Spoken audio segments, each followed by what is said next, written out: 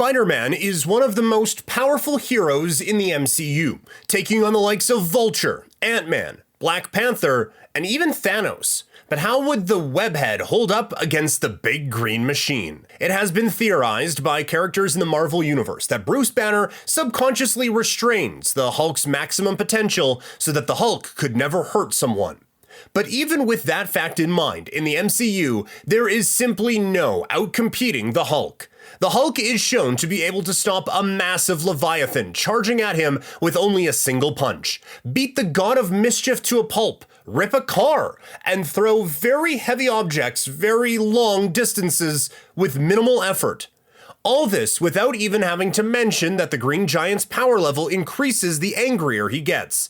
Essentially, this means there is no stopping the Hulk when he is in a fit of rage, making the hero nearly undefeatable. It's often overlooked, but an important aspect of Spider-Man's strength discussions pertains to how his strength is utilized. We frequently gauge heroes' strength by their lifting capacity, like Spidey's 25-ton limit.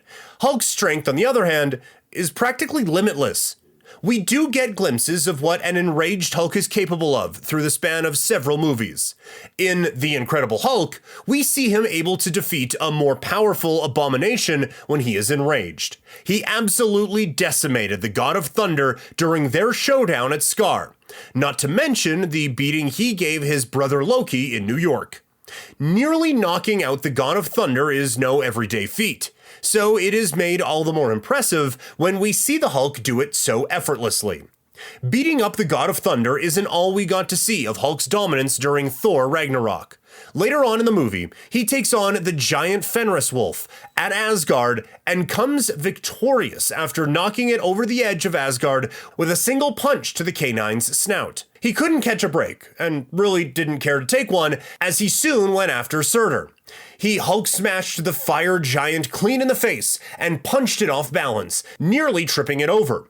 Something that I highly doubt that Spider-Man would be able to pull off.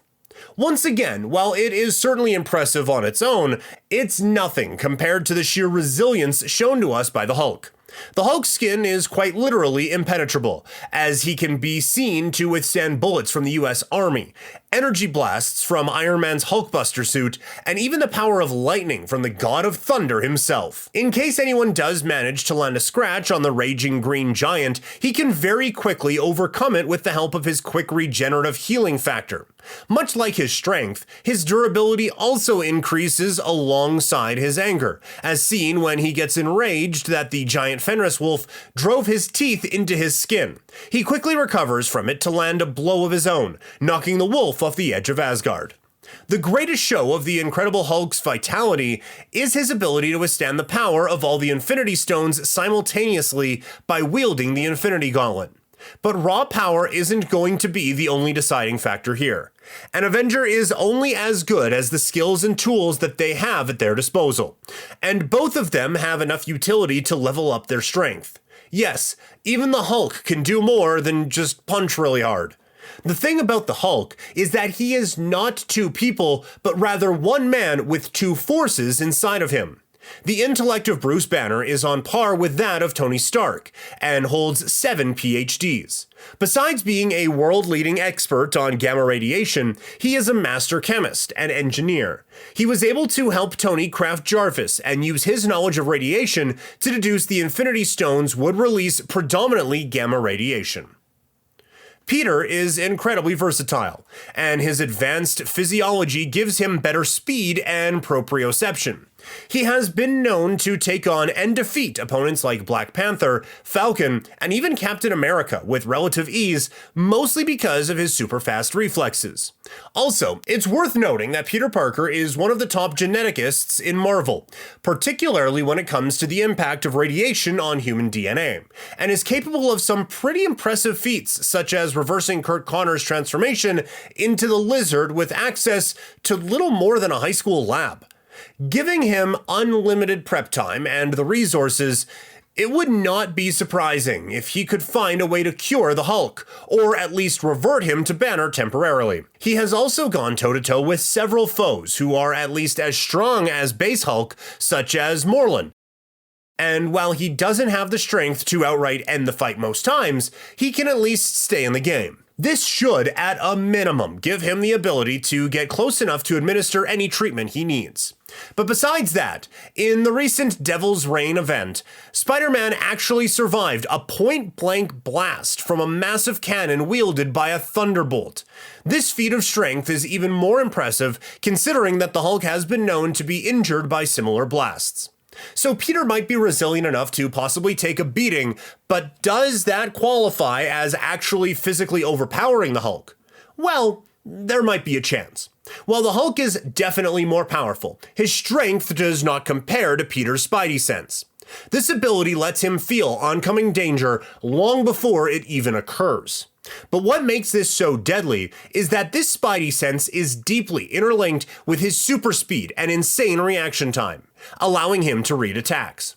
So Peter doesn't need to physically take down the Hulk, he just needs to be able to evade his attacks long enough to find an opening to keep him down.